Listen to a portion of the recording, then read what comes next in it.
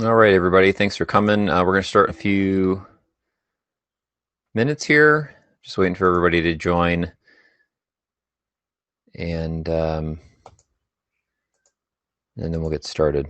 So I appreciate your patience. Thank you.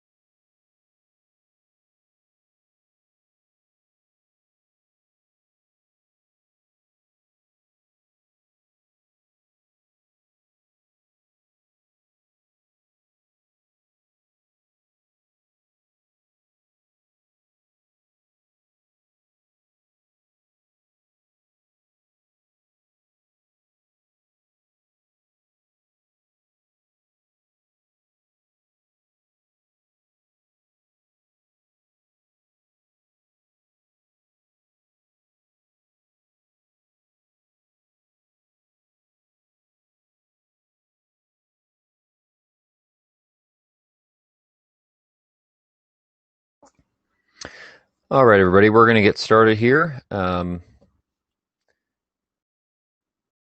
Just wanted to give a minute or two after the hour so the people clicking on the link in their email can let the page load and the video load. So we will go ahead and get started here. If you would, let me just, before I jump into the presentation, give you a couple of notes. If you have any kind of technical difficulty, please use the messenger chat on the bottom right to let us know that you're having an issue, and we'll try to deal with that. If you have a question during the presentation, please enter it via the Q&A box on the lower left of the screen. If you have an issue and you don't have Facebook and you won't use Messenger chat, then you can use the Q&A function for that purpose. So let us know, and we will try to address whatever issues you're having.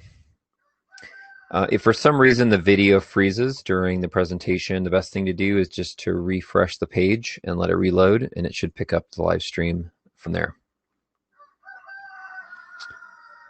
Okie doke. So let's go ahead and jump right in. This webinar is on fall gardening and specifically fall garden planning, and we're going to cover a whole bunch of stuff related to that, and hopefully it'll be helpful to you. For those of you who don't know, my name is Jason Matthias, and I'm the founder, along with my wife and children, of Seeds Generations, which is our family heirloom seed company. I was raised in the garden in Southern California, where we had a nice long growing season, and so I've known nothing different than growing my own food my entire life. And now in my mid-40s, that is quite a bit of growing. I'm seeking to build into my children the same love for nature and understanding of where real food comes from, as my parents did, and tried to take them along in each step of the process as is appropriate for their age and understanding, so that they can learn too about how to grow food and the importance of it.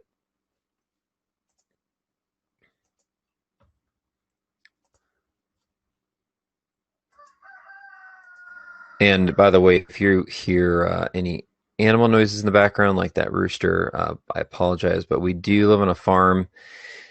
And in my office, which has no air conditioning, I've got windows open for cross ventilation. So you may hear an occasional rooster from time to time. It's all part of the fun. Okay. So as I said, I grew up in Southern California. After I went to college, I joined the Air Force, and I was an Air Force pilot. I flew big KC-10 air refueling tankers. This is a picture of me standing next to one with my crew after getting back from a desert deployment. And this is what they look like in the air, refueling F-16 fighter jets. Spent a lot of time deployed, both right before and especially right after 9/11. And so my last few years on active duty working with the Army, and this picture was taken at Bagram Air Base in front of a C-130.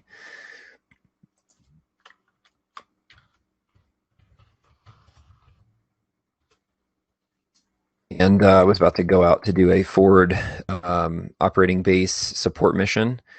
So we flew to the fixed wing fields in these C-130s and to everywhere else by helicopters. So that was a lot of fun. But I missed my family. And as we started having kids, little kids don't understand why daddy's gone for weeks. And we wanted to homeschool our kids. And moving every couple of time was the kind of family life we wanted to have. So I left active duty and pursued an entrepreneurial path in the civilian world while still serving in the Air Force Reserves, which I just retired from last year after 20 years of service. Now we live in the mountains of Virginia on a beautiful, beautiful homestead that was built about 20 years ago by some friends of ours. We moved here a few years ago after they moved to care for some aging parents. And we are super blessed to take over and continue the legacy that they started in this wonderful place known as the Maker's Forge, where they built the log home and the shop and the sheds and everything by hand, and we're just scratching the surface of what's possible with this place. We got a tractor last year, which is super helpful with a lot of heavy lifting tasks. But even before we lived here, our kids, come springtime, were always out in the garden with us, prepping and planting. And as soon as it gets warm enough to get outside and work the dirt and it's not frozen anymore, we're out there weeding and prepping and getting ready for the spring planting time. We also try to get out there as an entire family as much as possible, especially for big digging or other heavy lifting jobs like planting potatoes. You can see the kids love getting out and harvesting, especially things like cucumbers, which are coming in now. Kids are really fond of and naturally inclined towards gardening. So if you have kids or grandkids that you can bring into the garden with you, I highly recommend it. We have them do everything from planting and weeding to pest control. Like my daughters here are picking potato bugs off the potatoes and drowning them in soapy water. And of course, when harvest time comes, we're all out there doing big harvesting, especially when the tomato season is in full swing. And we've got hundreds of tomato plants that need to be harvested and processed. Beyond tomatoes, some of our favorite crops are green beans, and my little kids especially always get a big kick out of the really huge tomatoes like this one on the right here. That's like a 2-pounder. And then later in the season, when fall comes, we're digging up potatoes and sweet potatoes, actually getting ready to harvest onions here in the next few weeks probably. We just harvested our garlic, and now in August, as we're going into August, we're starting to get bushels and baskets full of tomatoes.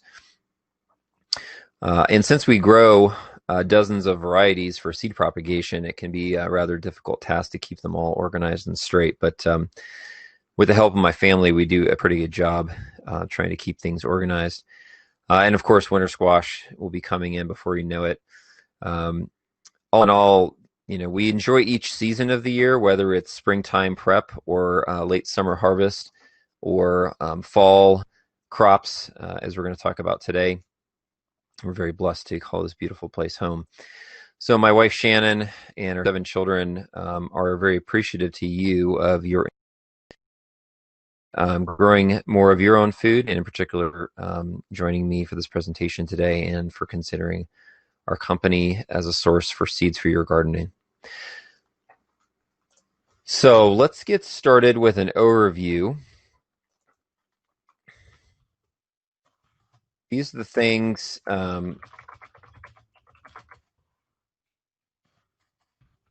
going to cover today. First, we're going to talk about some assumptions so that we're all on the same page. We'll talk about planning considerations, planning factors to take into account, and variables that you control as it relates to fall gardening.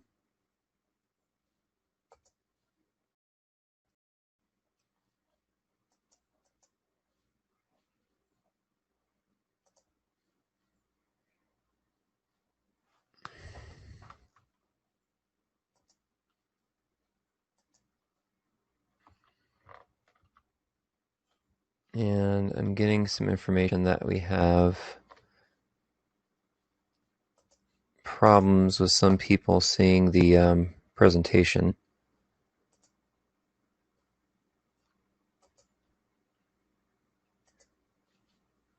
So give me a second here while I troubleshoot this.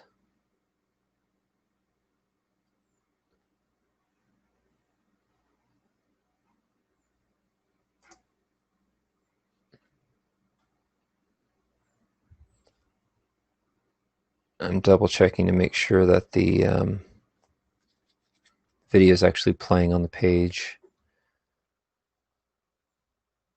Okay, no, it's there. All right, I just want to make sure. Sorry for those of you who are following along for the delay. I was getting some information that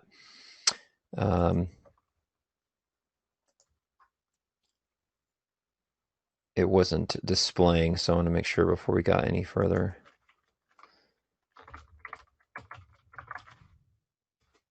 Okay, so let's get back to our first section here, which is assumptions.